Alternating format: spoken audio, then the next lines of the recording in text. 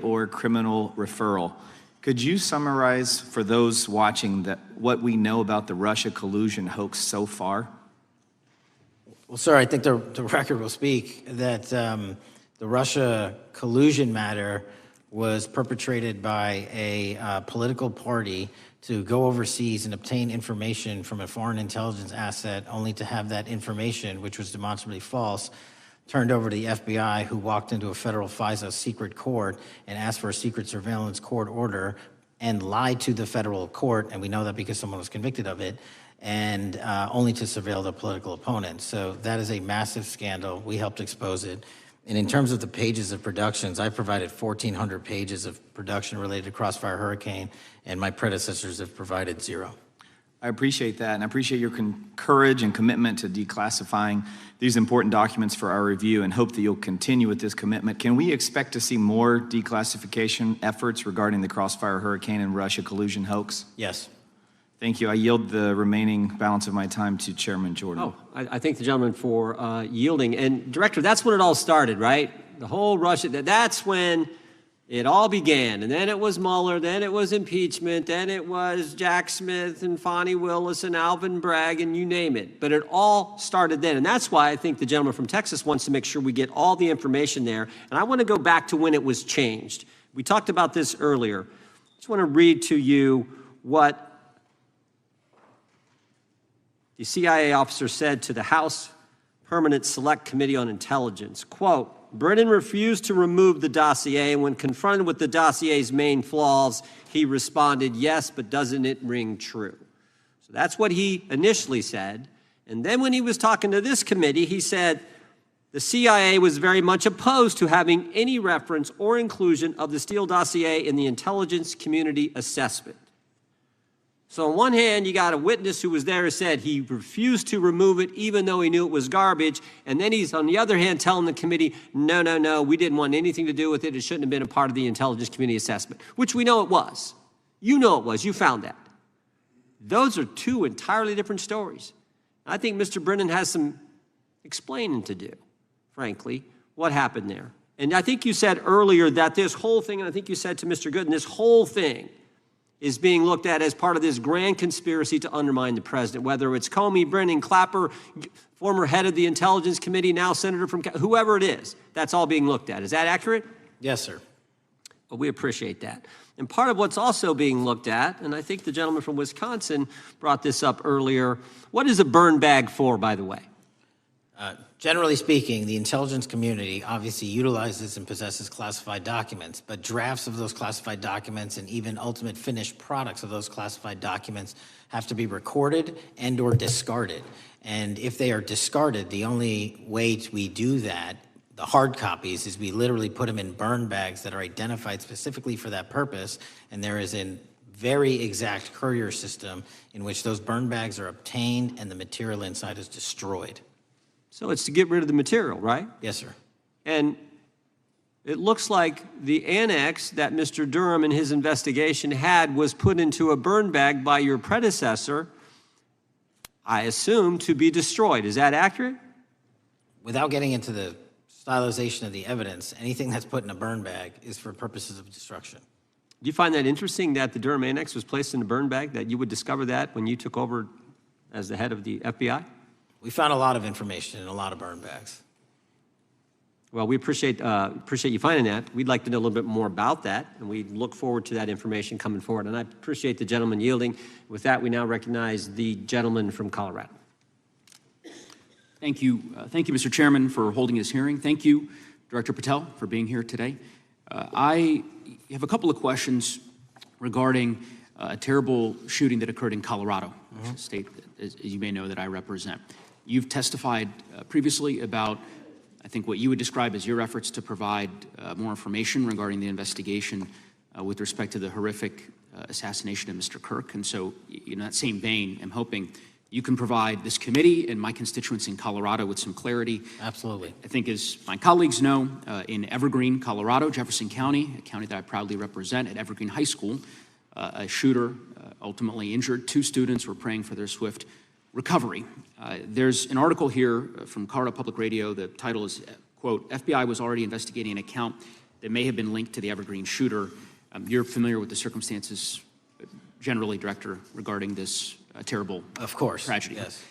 So my understanding from the public reporting is that an organization reported to the FBI in July of this year regarding, just reading here from the article, that the FBI opened an assessment into a social media account user whose identity was unknown and who was discussing the planning of a mass shooting with threats nonspecific in nature. This is the FBI's statement to the press. And that the FBI continued to work this assessment investigation to identify the name and location of the user up until September 10th, 2025, which was the day of the tragedy.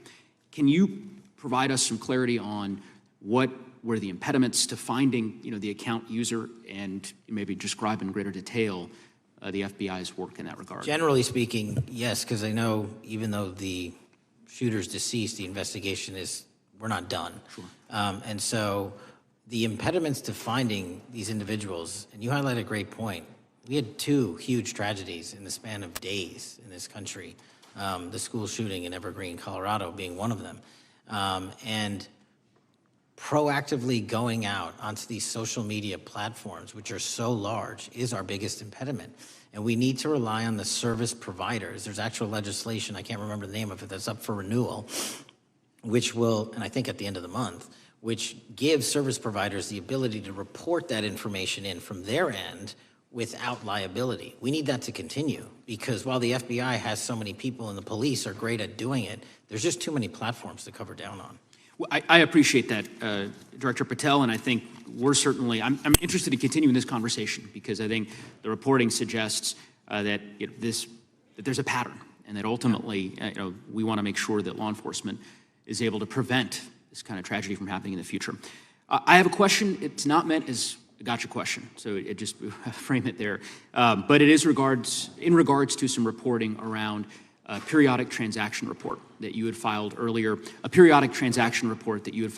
this year. So this is in July, pursuant to the ethical obligations as a senior executive official. You remember filing that in July? Yes. Yeah. So in that report, as best as I can surmise, you disclosed that you divested, $100,000 or more in a variety of different stocks, right, which I presume was pursuant to the ethics agreement that you negotiated with the Department of Justice.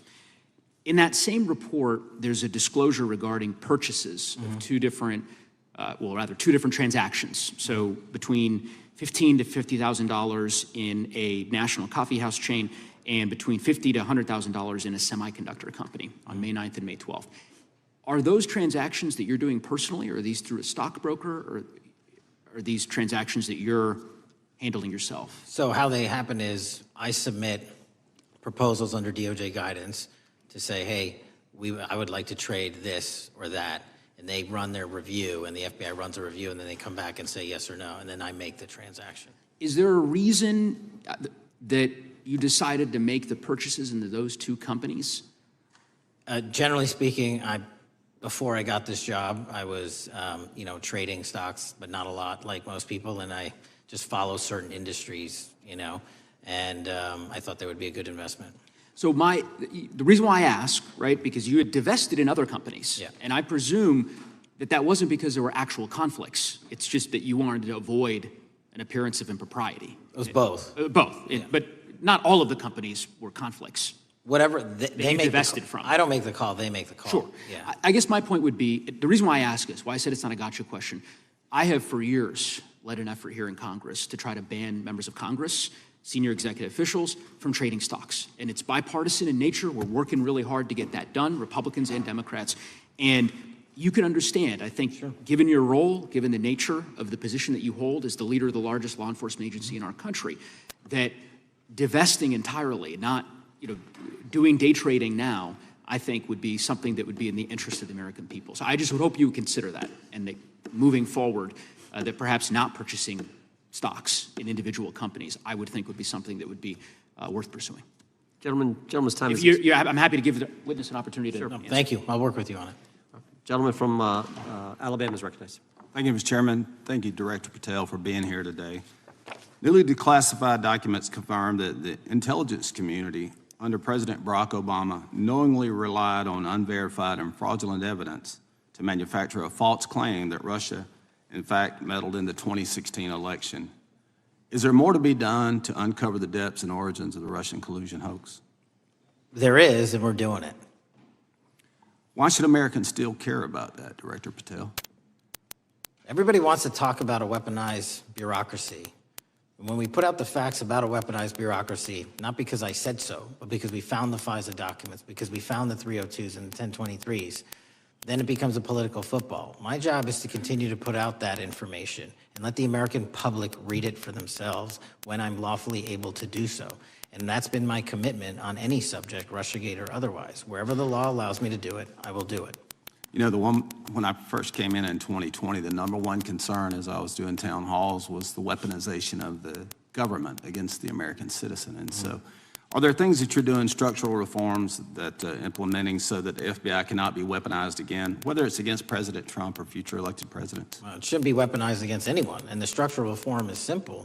If you're going to go after a political individual or someone seeking political office, there has to be a grounded basis in law and fact to open up a criminal investigation. And if there's not, the investigation isn't even opened. And I've also gone back and reviewed other cases that were opened in prior administrations related to public officials. And we've closed a number of them because we felt that some of these actions were weaponized on either side of the aisle. I felt it wholly inappropriate for the FBI to be playing umpire and referee amongst these decision makers when there was no factual or legal basis to continue those investigations, so I shut them down.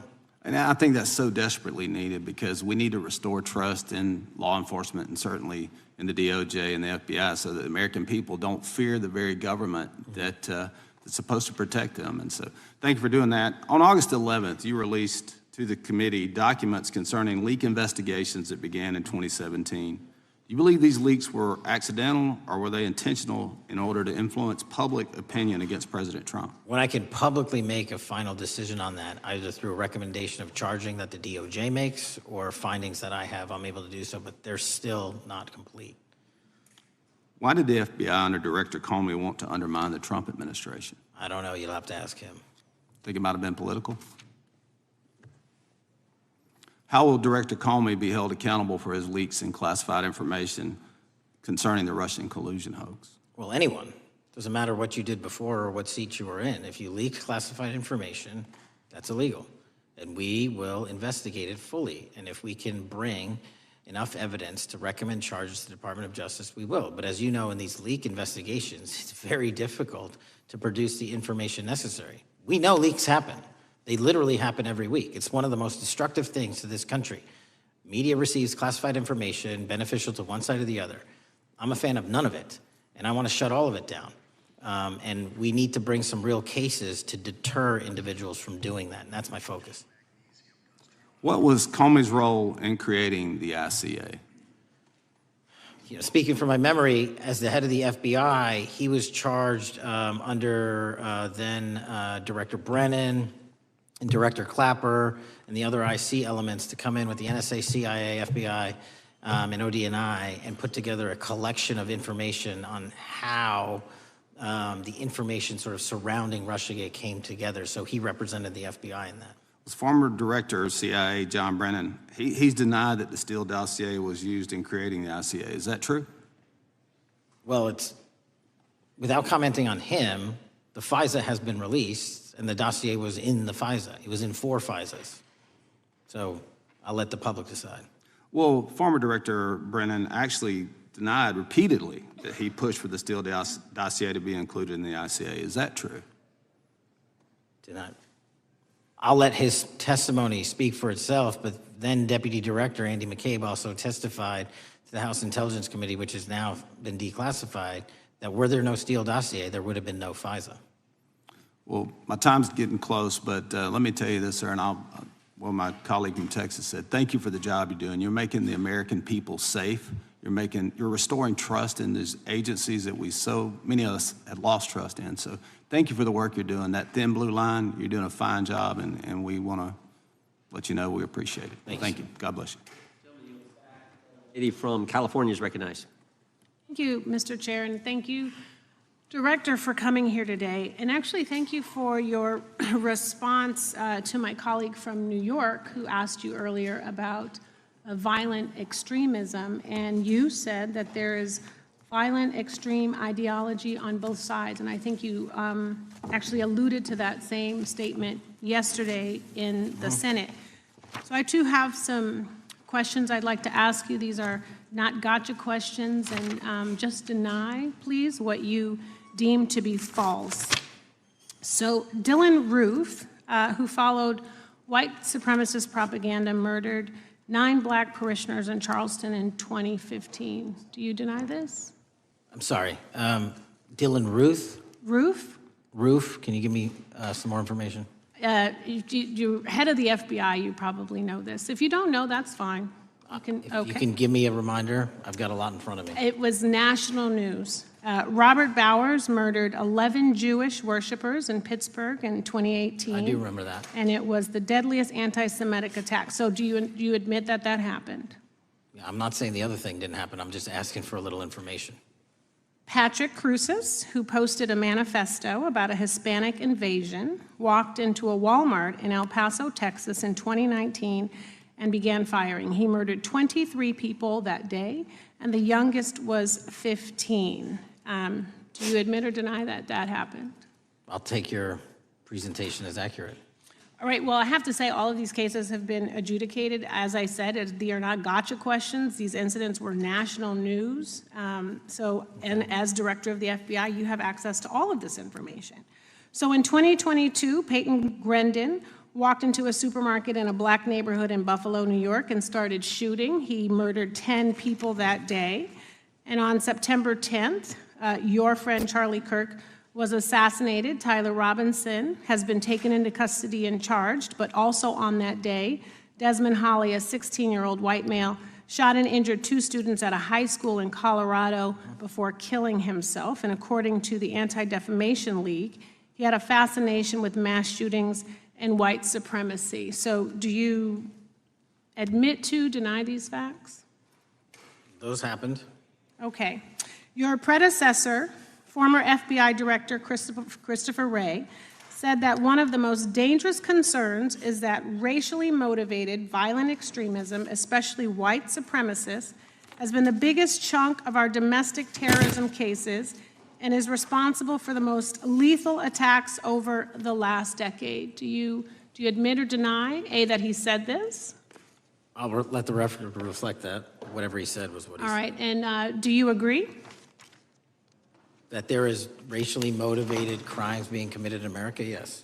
Yes, especially white supremacists, which is the biggest chunk of our domestic terrorism. I'm glad that you said this. So last week, President Trump was asked if there were extremists on both the left and the right. He was actually asked this by Fox and Friends, and his exact words were, "I'll tell you something that's going to get me in trouble, but I couldn't care less. The radicals on the right oftentimes are radical because they don't want to see crime. The radicals on the left are the problem, and they're vicious, and they're horrible, and they're politically savvy." Do you agree with the president? I don't speak for the president. The president speaks for himself. Do you agree with the president? I don't. On what matter? On the question that I just asked, do you agree with his statement about the radical left? That there's ideology that's driving violence on both sides? Yes, that's what he acknowledged. No, he didn't. He didn't. But I'm glad that you're saying that and actually creating some separation between you and the president. And I'm glad that you That's literally are not what happened. He said acknowledging both. that there is violent extremism on both sides. What's interesting is that the research arm of the Department of Justice, the National Institute of Justice, do you know what that is? I'm familiar with them. Okay, great. It is the research arm of the Department of Justice, and it published an article in 2024 devoted to domestic radicalization, violent extremism, and terrorism. I have it. It's interesting that it's no longer on the website. It has been scrubbed, but I ask these questions because what makes a strong, qualified director of any business, of any household, of the FBI, what makes a reputable prosecutor is not lapdog loyalty, but a commitment to the creed that evidence is agnostic and that the evidence will lead you to making the right decisions. And your job, no one's job is to like the data or the evidence, it is to collect it. That is how you gain trust. And Mr. Chair, I would like to enter into the record, if I may. White supremacist group stands by racist ideology with Unanimous consent? Without objection.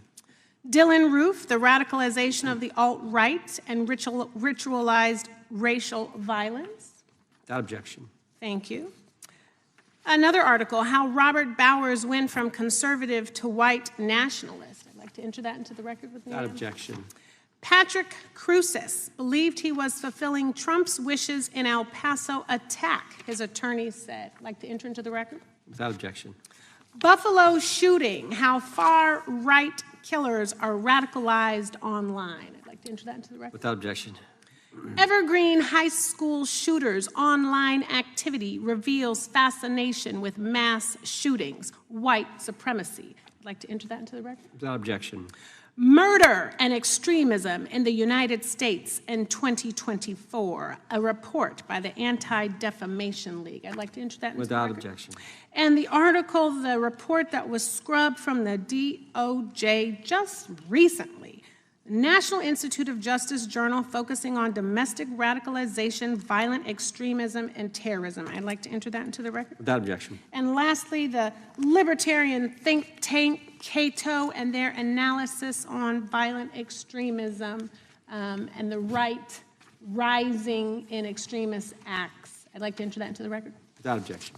Thank you, and I yield back. Gentlelady yields back. Gentlelady from Wyoming is recognized.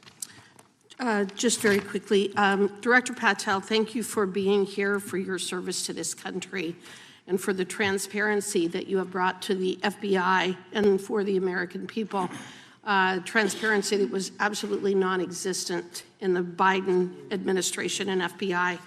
I believe that you might have been asked earlier about whether you had had an opportunity to visit with any of Epstein's legal counsel. Were you asked that question earlier? I think so. Okay.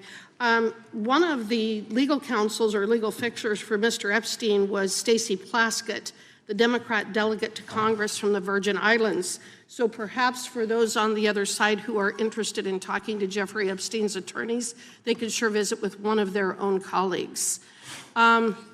I want to focus on something that I think is very important that has not been addressed enough today, and that is related to the consequences of the Biden open border.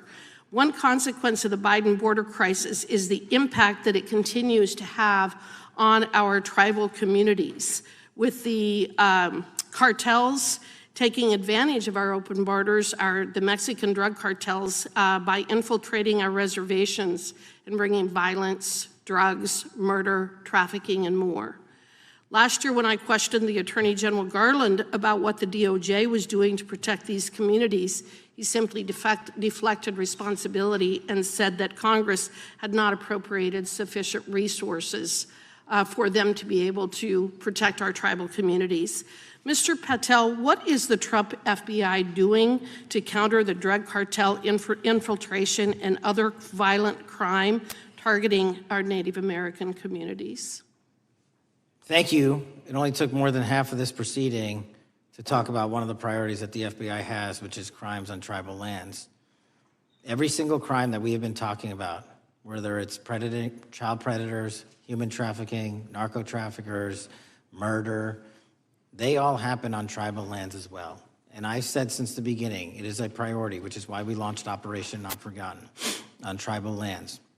And I'm the first FBI director to meet with the staff and tribal leaders here in Washington, D.C. and elsewhere, and invited them into my office and headquarters to see them, because I need engagement with tribal leadership, and I need our police and FBI agents to be engaging with tribal leadership. Otherwise, we're not going to break through. We have 1,900 Indian country cases open right now. We've got 600 indictments this year alone. We cannot forget tribal lands. Every single one of those people lives in the United States of America, and it is an absolute priority to protect them and their children just as it is anyone else. So I think it's fair to say that what Mary Garland testified to, that the FBI and DOJ did not have the resources to address that. I think that was an absolutely false statement. Would you agree with me? It's a decision by him not to do so. That's not my decision.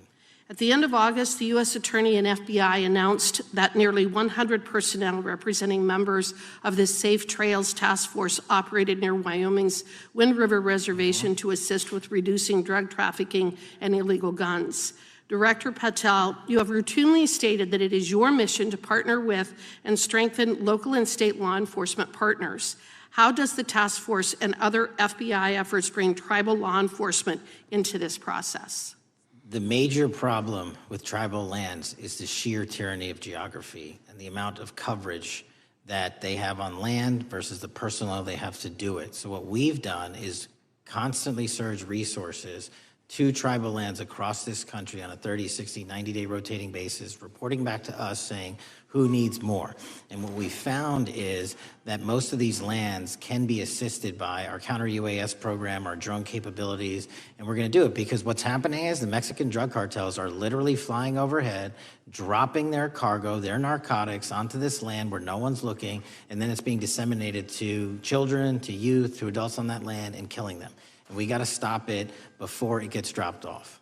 Well, and your testimony proves that the Biden administration did not lack the resources to address drug and violent crime in tribal communities or around the United States. It instead expended and wasted these resources investigating parents, Catholics, we now find out Turning Point USA, the RNC, and Republican organizations, rather than protecting our Native Americans by closing the border. Is that fair? I think so. Wonderful, thank you. And I do appreciate the work that you've done in this regard. I was previously the chairman of the subcommittee on Indian and Insular Affairs with the Natural Resources Committee, and safety and security on our reservations and for our tribal members has been one of our priorities, one of my priorities, and I very much appreciate the work that the FBI has done. Let me know if there's anything else I can do to help you, and with that, I yield back. I will, ma'am. Gentlelady yields back. The gentlelady from Georgia is recognized. Thank you, Chairman, and thank you for coming in today, Mr. Patel. In the past few months, the country has experienced a string of horrific, high-profile attacks that have been motivated by racial hatred or political ideology. A shooter attacked the CDC headquarters, firing hundreds of rounds and killing a police officer. An arsonist set fire to the Pennsylvania governor, Josh Shapiro's residence, with the governor and his family actually inside. Minnesota House Speaker Melissa Hortman and her husband were assassinated earlier this year. Charlie Kirk was murdered last week. Bomb threats have been made against HBCUs and the DNC, and just the list goes on and on.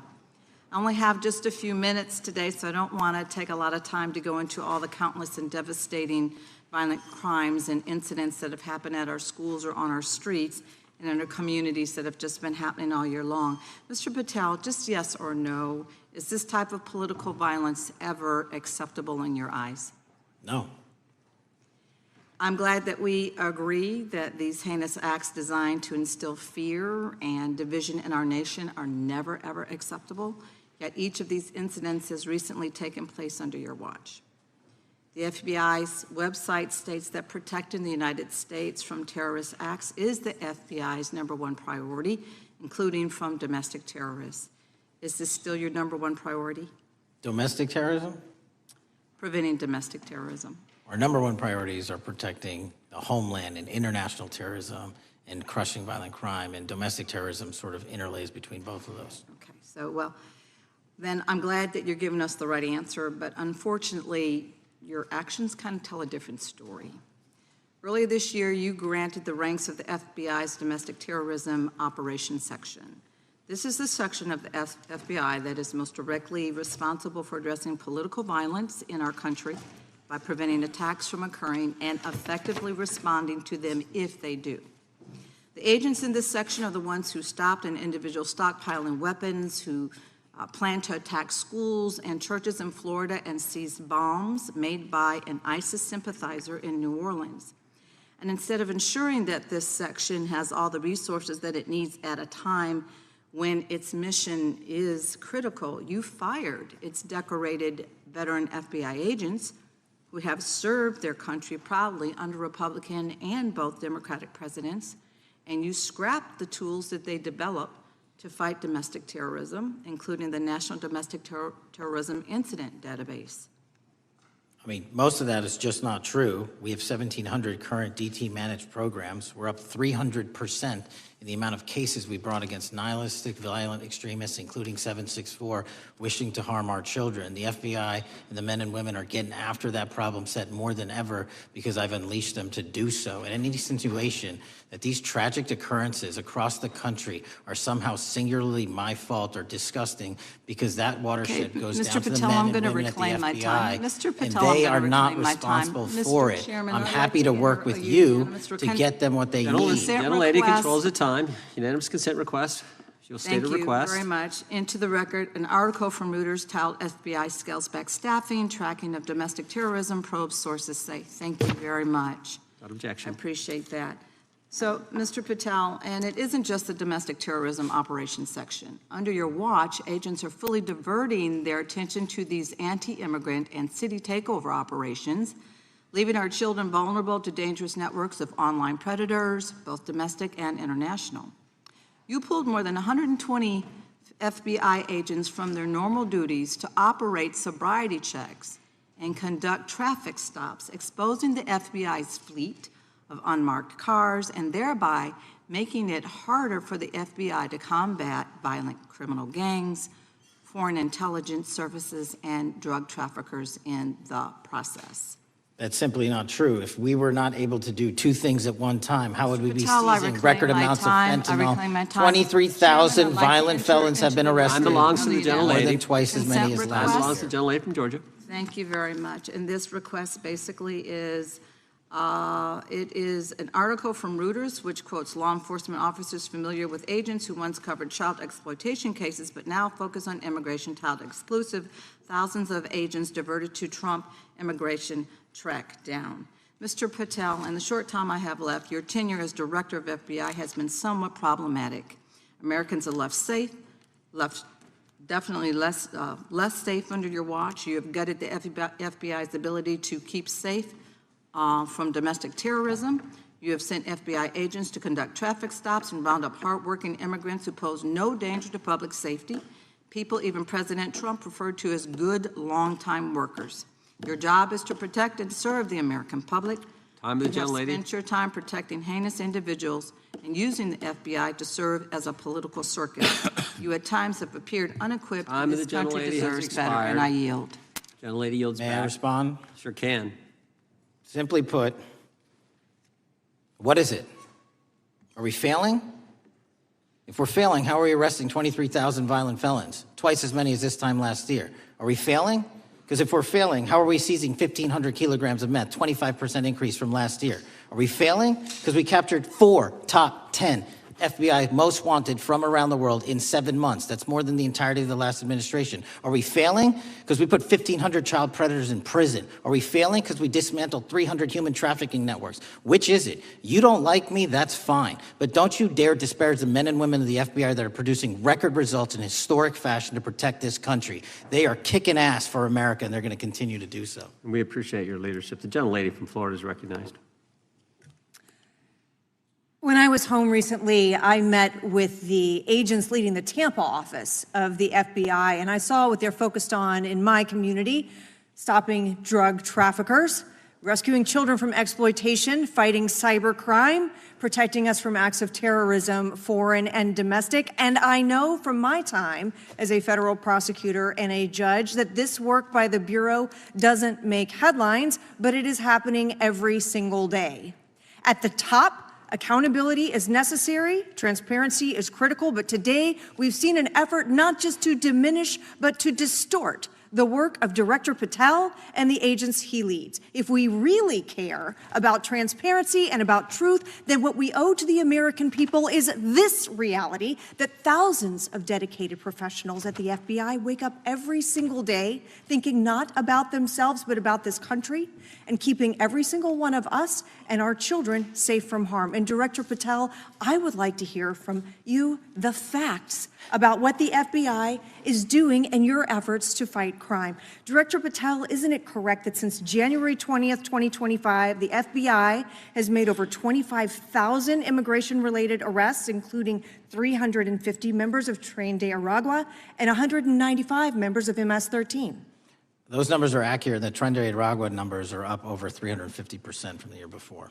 And during that same period, hasn't the FBI seized over 66,000 kilos of cocaine, 6,000 kilos of meth, and 1,500 kilos of fentanyl?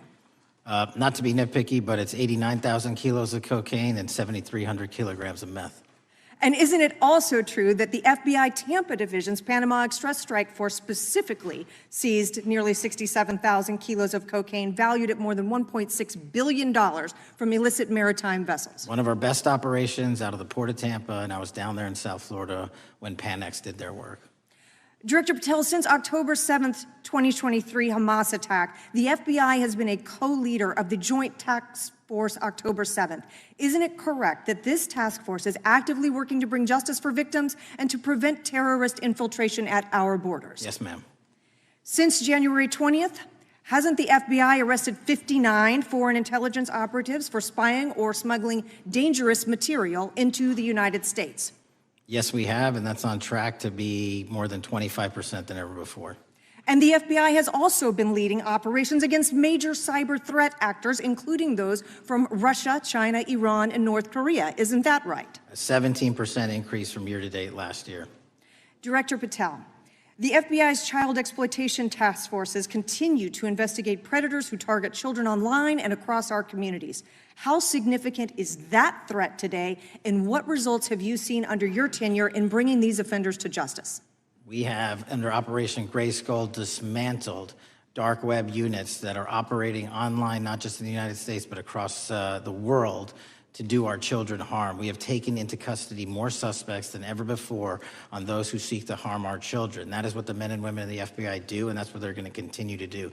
Those are the real results when you let good cops be cops and when you let us get on these platforms and expose them to the public and show them the harms of these predators on these online gaming systems and social media systems. And we need more help from Congress to allow us more authorities to do that work. The FBI laboratory manages the Combined DNA Index System, or CODIS, which compares over 25 million DNA profiles and aids more than 125 investigations each day. Director Patel, why is this important to law enforcement nationwide? All of law enforcement relies on our CJIS operation out of West Virginia. And what that does is allow 19,000 agencies to come in and say, hey, does this guy have a criminal history? Hey, is this an illegal firearm? Do we have a DNA hit like we did in these recent assassinations?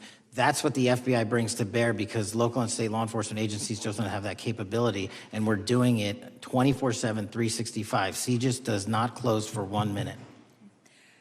In your testimony, you noted that the FBI has ongoing counterintelligence investigations into China, Iran, and Russia across all 55 field offices. Why is it essential to maintain that scope of coverage, and what success can you point to in disrupting nation-state actors? Our biggest threats involving nation-state actors are the PRC, Russia, and China, and they are up 33%, 83%, and 60% respectively in arrests alone this year. Those nation-state actors wish to do harm in our infrastructure, our critical infrastructure system, our energy, our water supply, and also go after and target individuals and senior citizens and take their money through online pig butchering schemes, which we've exposed in Cambodia by way of the CCP. This is groundbreaking work that the American public should be seeing that their FBI is doing, and I'm happy to have the opportunity to report on it. Thank you, Director Patel. I yield back. Gentlelady yields back. The gentlelady from Mr. Chairman, I have a couple. Unanimous consent. Thank you so much. I appreciate it. In response to Mr. Patel's making the remarks that that maybe our colleagues are disparaging the men and women of the FBI, I'd like to enter the record 3 unanimous consent requests. One is entitled FBI using polygraphs to test officials' loyalty. The second is Kash Patel knowingly broke law when firing top officials, lawsuit alleges, published by NBC. And the third is FBI forces out more leaders, including ex-director who fought Trump, demand for January 6 agents' names. Without objection. Thank you. Gentlelady from Vermont's recognized. Thank you, Mr. Chair. Director Patel, thank you for being with us today. Appreciate your time. Let me say at the top, political violence should have no place in this country, and I strongly, unequivocally condemn the killing of Charlie Kirk last week. And this is exactly the kind of case that warrants a swift and thorough investigation by the FBI. What shouldn't be happening, however, is this administration's seeming attempt to exploit Mr. Kirk's death, within minutes of this horrible, horrible assassination, dividing us even further without knowing enough about the killer's complicated, confused political ideology and the extent of his motivation. And this week, Vice President Vance claimed that this is, quote, an extremely destructive movement of left-wing extremism, and said that, quote, it's part of the reason why Charlie was killed. He pledged to go after organizations on the left. But Director Patel, it was just 3 months ago that Melissa Hortman, the Minnesota House Speaker, and her husband Mark were shot to death in their home in the middle of the night by a self-identified right-wing extremist and Trump supporter. When that assassination happened, the FBI released a written statement denouncing the killings and pledging to hold the killer accountable. And I thank the Bureau for that. It was clear, concise, to the point. But when you compare that statement to the over 50 mentions of the Charlie Kirk killing and just 4 for the Hortmans on accounts affiliated with the FBI and your personal account, it appears to many Americans that you're valuing some lives more than others, and that's painful. And this is what I'm hearing from my constituents, so I just want to convey that to you. And the Vice President didn't even call on right-wing organizations to tone down their rhetoric after that horrific killing in Minnesota, and he never once spoke about dismantling conservative institutions. This week, when the president was asked by a reporter about Speaker Hortman, he claimed he didn't even know who she was. One of the most high-profile assassinations of an elected official in recent memory, and the president claims to know nothing about it, hasn't even heard of it. It was absolutely devastating for her colleagues and for her family. And I think we all can agree in this room that we have to stop this political violence. So my first question to you is, Director Patel, what is your plan as director of the FBI to turn down the temperature, especially in light of the fact that it seems like members of the administration are reacting to political violence based on party affiliation? What's your plan? I can only speak for myself and the Of course. FBI. And what we are doing is, I think I mentioned earlier, we're following the money, because whatever attack you are describing, and they are all despicable, equally so, people need money to operate. People need money to conduct these attacks, to conduct these investigations. And so what we are doing is finding the people that supported this infrastructure system, because even when you say there's a lone, quote unquote, lone wolf actor, he's not truly a lone wolf actor. Something happened along the way. I agree. And so can I just because we have such little time, are you making a commitment right now to follow where the evidence goes in investigating whether it's violence on the left or the right? Because over the last 10 years, when you look at the ideology, I want to follow up on what my colleague from California said. When you look at the data, you look at the Anti-Defamation League data, 96% of ideological motivated killings were committed by the right wing. When you look at the Institute of Justice report that she cited, it's 5 times the number that 5 times the number of far-left extremist incidents are perpetrated by far right. And it's been reported, and she mentioned this, that as of September 12th, 2025, just 2 days after Charlie Kirk's killing, that the DOJ removed that report from the DOJ website. That's why Americans are concerned that there seems to be a separate system of justice, that if you are a Republican and you are attacked, you will get the full weight and authority of the FBI in this administration. But if you are somebody serving in the Minnesota State Legislature and you are assassinated in your home, that the response is different.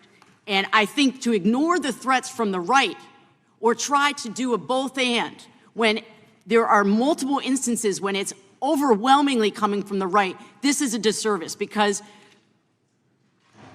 Americans want to know that whoever they are, whatever their political affiliation, that the response is going to be the same, and it is going to be done with the same diligence. And I'm wondering if you will commit to me right now that you will be a voice right now standing up to those voices in the administration that are adding to the violent rhetoric right now. That's what I'm asking you. Will you commit to this? Time of the gentleman has expired. The gentleman can respond.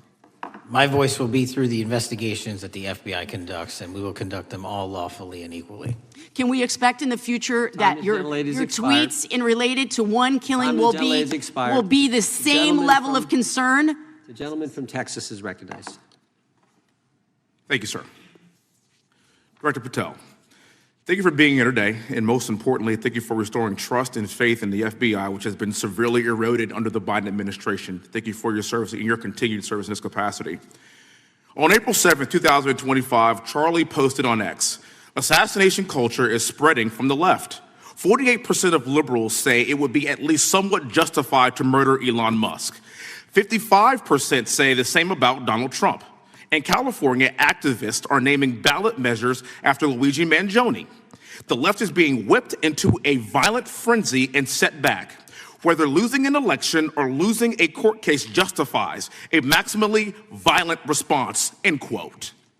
And unfortunately for Charlie, that reaction also came when they couldn't win a debate on a college campus. You cannot be intellectually honest and say that this problem is on both sides. It's not just what happened to President Trump, it's also what just happened to Charlie. We've gotten to a point in America where violence is encouraged. We have a former president of the United States that opens up his campaign in 2019, that's Joe Biden, by saying that his opponent is a, quote, existential threat to this country. Houston, we have a problem. People that you disagree with are not existential threats. They are not Nazis. They are not fascist. They are not racist. They are not deplorable. They are not irredeemable. They are your fellow Americans who have a different perspective on how government should run and what government should look like. Whether or not we should have strong sovereign borders, whether or not we should have safe communities, whether or not we should have places to worship our God and not worry about being shot, whether or not we live in communities and cities that are not overwhelmed by drugs and crime, whether or not we have two genders, and whether or not we have common sense in our policies and our values. And people that believe these things are not existential threats. I happen to be one of these people that believes all of the above, and as someone that served this country in combat, I can assure you I am not an existential threat to this country because I swore to protect her. I also want to point out, how many cities have you seen burned to the ground since Charlie Kirk's death? 0. No summer of love, no riots, no nothing, no looting, no killing, none. We simply gathered and prayed for his soul, his family, and this country, because that's exactly what we represent. And while we might be angry, this righteous anger will carry on Charlie's message and legacy. I want everybody to know something very simple. Charlie is not dead because of what he said. He is dead because people listened. My time is limited, so I have a few questions for you, sir. And again, thank you very much for being here. I really appreciate your time and your service. In your experience in the FBI, have you noticed a precipitous rise in political violence and other associated crimes that you have been investigating so far this year? And if so, is this trend in motive left-wing or right-wing violence? I can always speak generally, sir. There is too much political violence, and it has been a precipitous rise on too many fronts. How do we solve this? We solve this by giving the FBI more authorities to go into and work with the private sector. There are too many online platforms. There are too many social media platforms. There are too many gaming platforms. There are too many places for people from America and around the world to get together without their parents knowing anything about it, without their school teachers knowing anything about it, and infesting the minds of our children and infecting them with radical ideology, and that is the root cause of these problems, and we must tackle it. It is not a 1950s America anymore. In 2025, the cyberspace needs to be tackled. Thank you. Switching gears, when your predecessor sat right there in that seat a couple of years, last year in a committee hearing, I asked him a very detailed question about Matthew Thomas Crooks, the shooter responsible for the assassination attempt on President Trump's life. I did get an answer from Chris Wray that day, and I submitted written questions to the FBI and into the record of this committee, and I want to resubmit those questions today because I think we are still awaiting answers to those questions. So, Mr. Chairman, I'd like to submit some for the record, please. I'd like to ask you, sir, and the FBI, under your leadership, would you please respond to these questions, and can you commit to doing that? As soon as the trial's over. Thank you very much. I will end with this. Charlie Kirk is not dead because of what he said. Charlie Kirk is dead because people listened. He set up a tent that said, "Prove me wrong," and exercised his First Amendment right. That's all he did. And we will continue to do so in this country in order to preserve this constitutional republic. And with that, I yield back. Thank you. Gentleman yields back. The gentleman from Florida is recognized. Thank you, Mr. Chairman. Before I begin, I want to caution my colleagues on, one-sided violence in this country. We just heard that there were no riots on the right. We're literally sitting in the building where there was a giant riot by supporters of the president, the right. We also heard that only leftists, have said that Trump is a Nazi. In 2016, the current vice president of the United States said, Trump is either a cynical asshole or he's America's Hitler. And so this is the problem. I don't want to have to say this garbage, but you want me to sit here and get painted with one brush, the whole left. No, there are extremes on the left, and there are extremes on the right. And we collectively should tackle that. But to come here and just look at us and say we all support what's going on in the extremes is why we can't solve anything in this building. Director, let me say first, thank you for being here, and my condolences on the loss of your friend. And I'm happy to hear that you want to do more on the social media platforms. It's crazy what's going on the social media platforms. There are so many conspiracy theories on what's going on with Charlie Kirk. Israel assassinated him, right? There are conspiracy theories about your personal social life all day. It is totally rampant. Big names on the right, Candace Owens, right? Talking about how what's been released as far as the dialogue between the perpetrator and his roommate is manufactured by the FBI, manufactured by the administration. It is totally rampant, allowing foreign governments to just perpetrate these platforms, all of these bots, all of the time to weaponize Americans. You see what's going on here? This is a byproduct of all of that. What's going on in the streets is a byproduct of all of that. What's happening is you see people celebrate Luigi Mangione is a byproduct of all of that. And so if we want to do something, then we should talk about Section 230. We should talk about how we're going to make sure that we don't let foreign governments poison our children's mind. And so I will work with you on that, Director. I'll work with you on 230 any day. No problem. So now, that was the good part. I want to take your attention back a second, okay?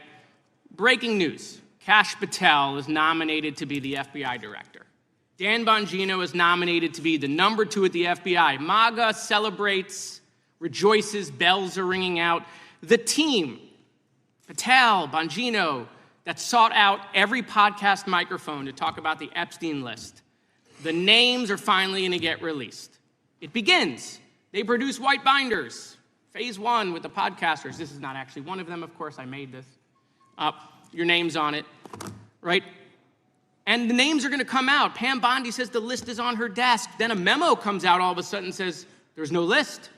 Oh, no phase 2. Phase 2 binders never happen. You said the conspiracy theories around Epstein just aren't true. They never have been. And yesterday, in an answer to Senator Kennedy, you said the FBI is not in possession of any credible evidence that Epstein trafficked girls to anyone but himself. So according to your testimony yesterday and in this committee, according to the evidence the FBI has, the number of names on the list are 0. No, zero. The index has been released, and the number of people involved in that trafficking operation were charged in 2018. Other than Epstein and Ghislaine Maxwell, your testimony in the Senate and here is that according to the evidence you have, the number of other names is 0. That were charged based on credible evidence. Well, who are the other names? Give me the other names that weren't charged.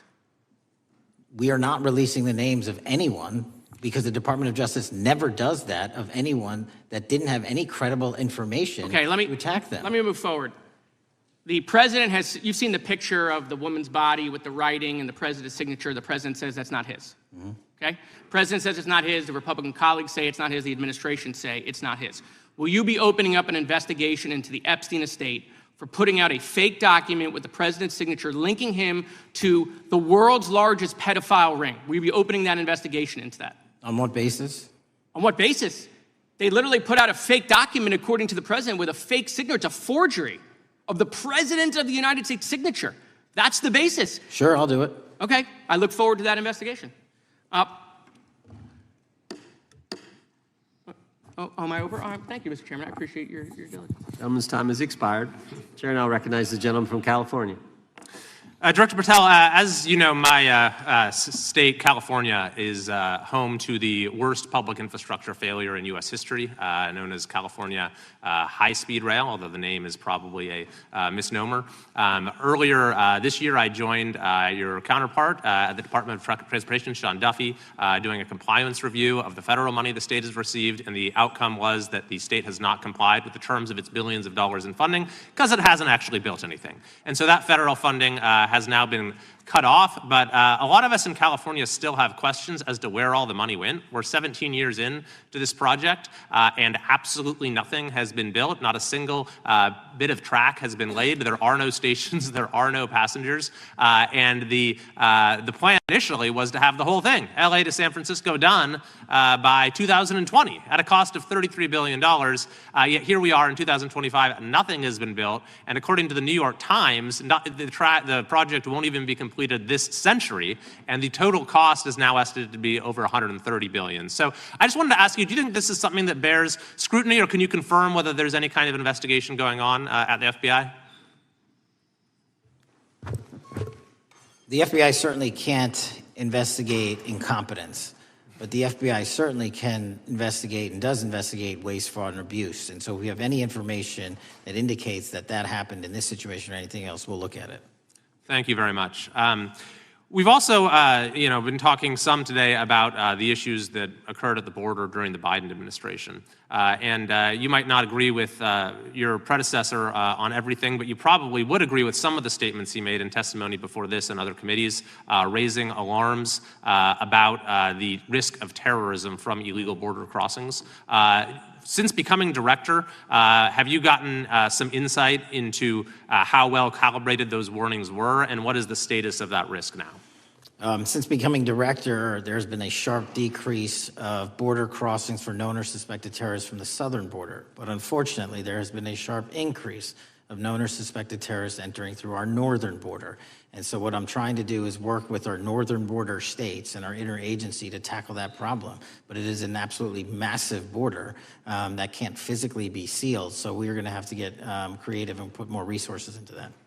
And in a similar vein, there were over 500,000 unaccompanied children that crossed the southern border during the Biden administration. As we know, many were trafficked either through forced labor or sex trafficking. Do you have any insight as to what the scale of that problem was and how have things changed over the last several months?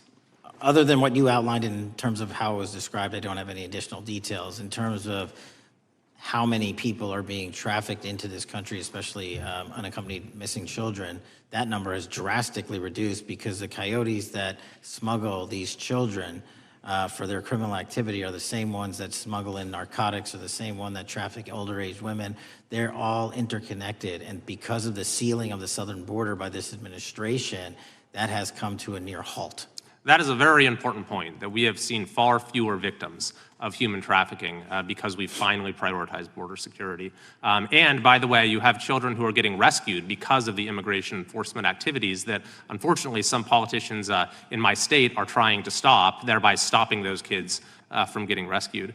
We've seen, of course, a substantial reduction in crime here in Washington, D.C. since the FBI and the National Guard got involved. I'm kind of asking you to state the obvious here, but what is the mechanism there? Why have we seen a reduction of crime when D.C. has had such a huge crime problem for years, and then almost overnight we see such a big difference? Because of the dedication and resources from President Trump's administration to utilize all federal, state, and local assets in a heavily crime-ridden area. I mean, if we did not have a crime-ridden area, then homicides, carjackings, and gun violence would not be dropping by 40, 50, 60%. And when you allow the police, the MPD, to work with federal authorities and allow the National Guard to set up your perimeter, this is what you can do in a few short weeks. And we at the FBI, under Operation Summer Heat, have set those Phase 01 operations in motion 4 months ago, quietly at the direction of President Trump. So we are scattered across cities across this country doing just that. But we're going to need more help to complete the job. Yeah, in too many places in this country, crime has just been treated as sort of a norm, that this is the way things have to be. What's happened in D.C. shows that is not the case if we have the right policies and the right priorities.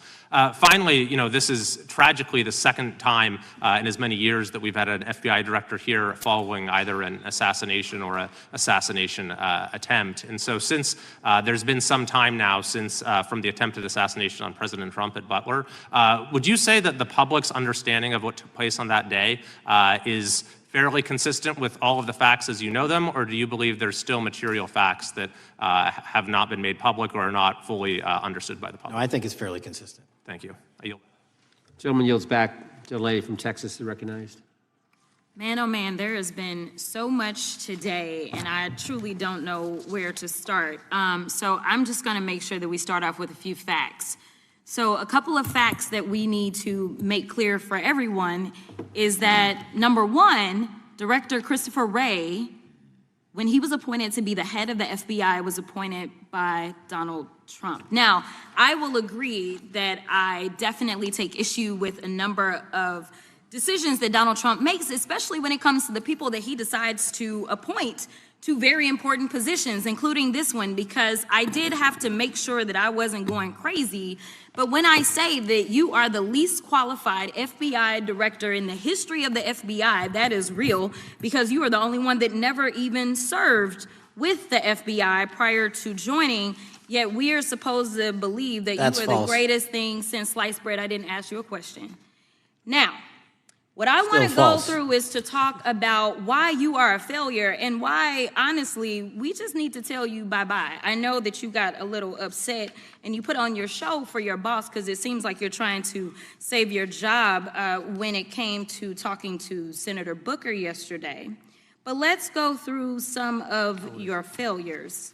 So before you were even confirmed, and I think one of my colleague from Georgia, pointed out that you are already targeting career officials so that you could direct illegal firings. Mind you, these cases that you were so upset about, which are the ones tied to Trump, the cases came through his handpicked FBI director. And frankly, when people sit around and say things like, oh, we're happy because now we feel safe. I don't know who feels safe in this country except for the white supremacists, because I specifically as a black woman definitely don't feel safe. And frankly, my colleagues have been real nice to you today, and I applaud them, but I don't have the same demeanor because I know that multiple colleagues on this side of the aisle have faced death threats. In fact, somebody tried to kill one of my colleagues. And frankly, I don't know if this FBI or under your leadership, if those people would have been caught. I don't have any confidence in you. And if we start talking about the reasons that I lack confidence, we could start with you not just wanting to acknowledge some simple facts. Simple facts like the vast majority of the threats are coming from right-wing extremism. And I know my colleagues have tried to stress this, but I decided that I would maybe do it in a different way.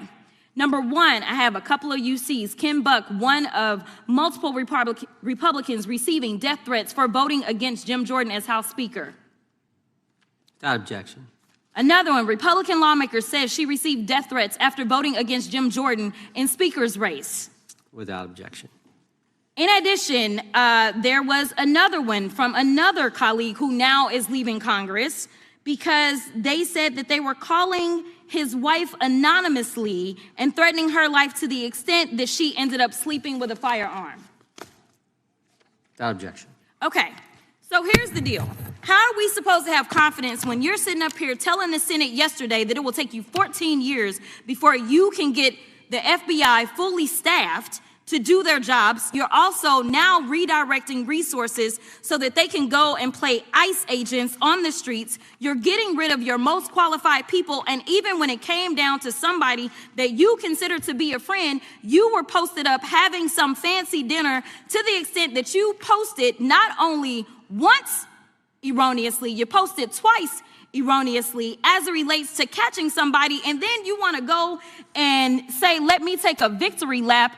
Because honestly, if it wasn't for parents deciding that they were going to turn in their child, it seems like y'all wouldn't have got there, even though he literally confessed online. So I'm confused about what it is that the FBI is doing except for trying to put on a show for the apprentice, or whatever you want to call him. The day after all of this took place, there was domestic terrorism that was taking place at HBCUs. They were targeted.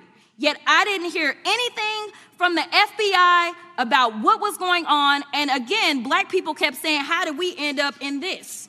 Because the numbers are so very clear that white supremacy is a problem. And honestly, I've not heard anything out of you today that makes me believe that you're going to do anything about the white supremacy problem, the one that is leading to children being killed, children being shot, as well as members of their community as they're worshiping in their churches. The time of the gentlelady has expired. If the gentleman would like to respond to any of that. Well, I mean, I'll respond. Kash Patel, as I said when I introduced him, public defender, former prosecutor, top staffer on the House Intelligence Committee, Deputy Director of National Intelligence with the National Security Council, Chief of Staff at the Department of Defense, and FBI Director. I think that's a pretty good resume for the guy who's now running the top law enforcement agency in our country, and we've seen all the stats that he's given to the committee on how much better they're doing at getting the bad guys than the previous guy was doing. With that, I recognize the gentleman from South Carolina. Thank you, Mr. Chairman. Director Patel, I think you're witnessing some auditions, clickbait auditions for the Academy Award for my Democratic colleagues. We'll see how they fare as they're on MSNBC later on today. But do you care, before I launch into my line of questioning, to respond to Ms. Crockett from Texas on that very elaborate and theatric display? Here's what I've learned in my government service. I don't give a damn what they say about me as long as I'm succeeding in the mission. We're succeeding in the mission because the men and women of the FBI have never been empowered to do more work and to hit the streets harder than by President Trump's authorities and resources he's given us. And so all I care about is that we are capturing more child predators than ever before, taking more drugs off the streets than ever before, that we are capturing murderers at a significantly historic rate, and we're delivering this country the lowest murder rate in recorded history. That are facts that you cannot dispute. But you can come at me all you want. I don't care. Thank you, Director, for that, and we appreciate your service. We appreciate the results speak for themselves, I think, pretty plainly, and your commitment not only to results, but to transparency, so we do appreciate that. Director, who was John Durham?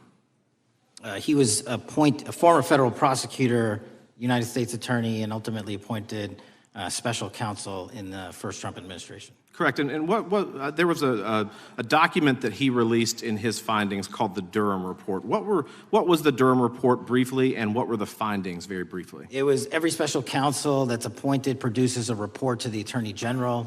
Special counsel's Durham Report largely focused on Crossfire Hurricane and included extensive summary findings in classified and unclassified manner, and we released the classified version, finally declassifying it for the American public in this committee. Correct, and you released that in July of this year. I think so. Yes, sir.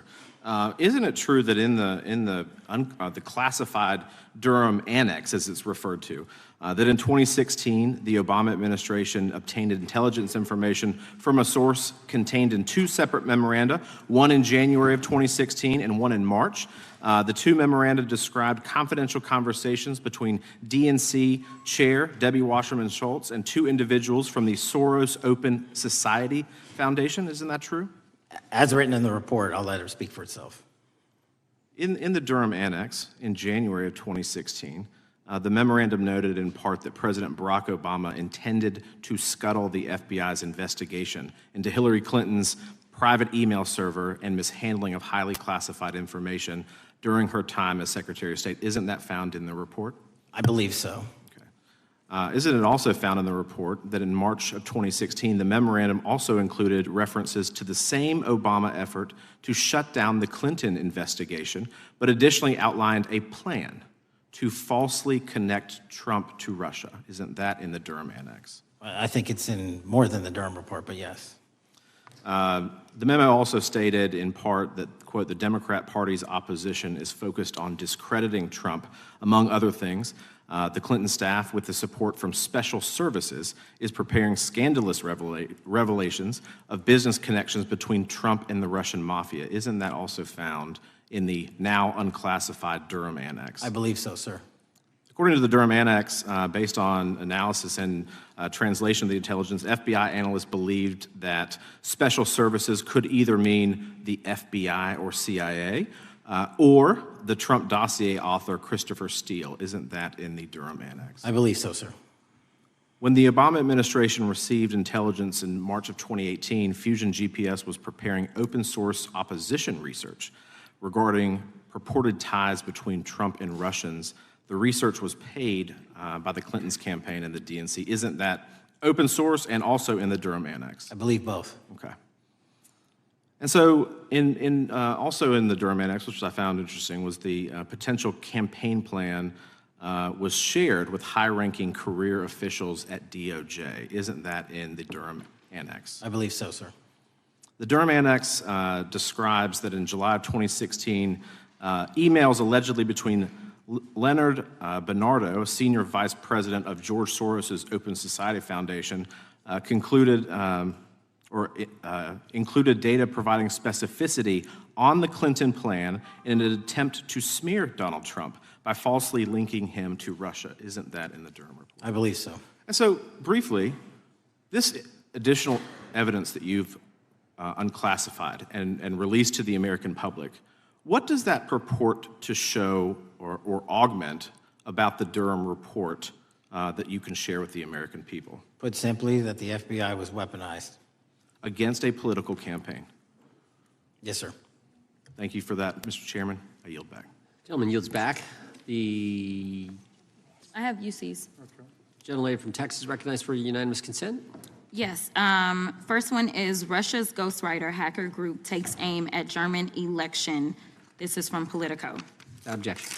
The next one is Director of National Intelligence, 30 days until election 2024, which specifically states that our assessments about activities and goals of Russia, Iran, and China are unchanged from earlier election security updates, and that they were meddling. Without objection. And I've got three more. The last three are that how Russia is using artificial intelligence to interfere in elections. Moscow's attempts to interfere in U.S. and other elections are nothing new, though their tactics and strategy are constantly evolving. Without objection. The next one is Russian interference coming soon to an election near you. Russia pursues a systemic strategy of undermining elections and influencing public opinion in the West. EU and NATO countries must recognize that Moscow often acts through agents within their own borders and build resilience to such interference. And what's the source? This one is CarnegieEndowment.org. Okay, without objection. Thank you. The gentlelady from North Carolina is recognized. Thank you, Mr. Chairman. And Director Patel, I'm glad that I'm going a little out of order here because I'm going to pursue some of the things that you were just talking to Mr. Fry about and remind you about your confirmation hearing. At your confirmation hearing in January, you said under oath, and I quote, "There will be no politicization at the FBI. There will be no retributive actions taken by the FBI should I be confirmed." And in your written response to the Senate questionnaire, you said, I quote, "Personnel decisions shall be based on performance and adherence to the law. and every FBI employee will be held to the absolute same standard, and no one will be terminated for case assignments. So I want to just go through a couple of scenarios with you to get a sense of whether you think these are examples of politicization of the FBI or making decisions based on the performance and adherence to the law. So, first question. Would hiring FBI agents, analysts, and supervisors from only one political party being politicization of the FBI or making personnel decisions based on performance and adherence to the law? We don't ask FBI people, applicants, where their political parties are. Mr. Patel, do you ask FBI applicants who they voted for? The FBI does not. Are you aware that in the lawsuit that Mr. Driscoll filed against you and the FBI, he was asked who he voted for? Since that lawsuit has been filed, that's ongoing litigation, I'm not able to comment. Well, but it also means that you just said that what happened in his situation didn't happen. So we will go on to the next question. Let me ask you an even easier one. Does firing agents for working on the cases that they were assigned to and that the president didn't like, is that politicization of the FBI or making personnel decisions based on performance and adherence to the law? The FBI doesn't terminate anyone based on case assignments alone. Has the FBI ever been sued by somebody who felt that they were terminated based on case assignments? In the entire history of the FBI, I'm sure they have. No, since your tenure. I'm sure there's ongoing litigation. Yes. In fact, there is ongoing litigation. And in fact, people have been asked who they voted for. And in fact, you are running an FBI for the President of the United States rather than the people of the United States, because my questions were not hypotheticals. They are the things you have done during your tenure. And according to a lawsuit filed last week by long-term FBI agents, you fired former acting director Brian Driscoll.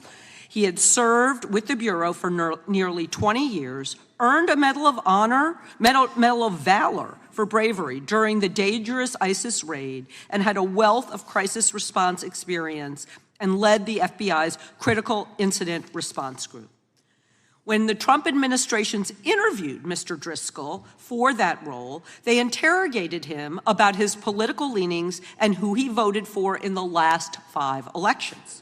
Questions Mr. Driscoll refused to answer because those types of questions impermissibly politicized the FBI. You also fired Steve Jensen, who served the FBI for nearly 2 decades and ran critical terrorism, counterintelligence, and organized crime operations, whom you once described as embodying what the American public demands of the FBI. But he was fired because he took part in investigating crimes committed on January 6th. And Trump's MAGA base lambasted you online for keeping him at the FBI. So he's no longer at the FBI. You also fired a decorated combat veteran with decades of experience in the Bureau, Special Agent Walter Jardia, because he worked on the investigation into the Russian interference in the 2016 presidential election and helped investigate Trump's ally, Peter Navarro. Director Patel, it is very clear that you have flunked your own test. You've put saving your job, which I actually believe you were being honest about during your confirmation hearings, over doing what's right for the FBI and the American people. That is not adherence to the law. Thank you, and I yield back. Time of the gentlelady is expired. The chair now recognizes the gentleman from North Carolina. Thank you, Mr. Chairman. Director Patel, it's great to have this opportunity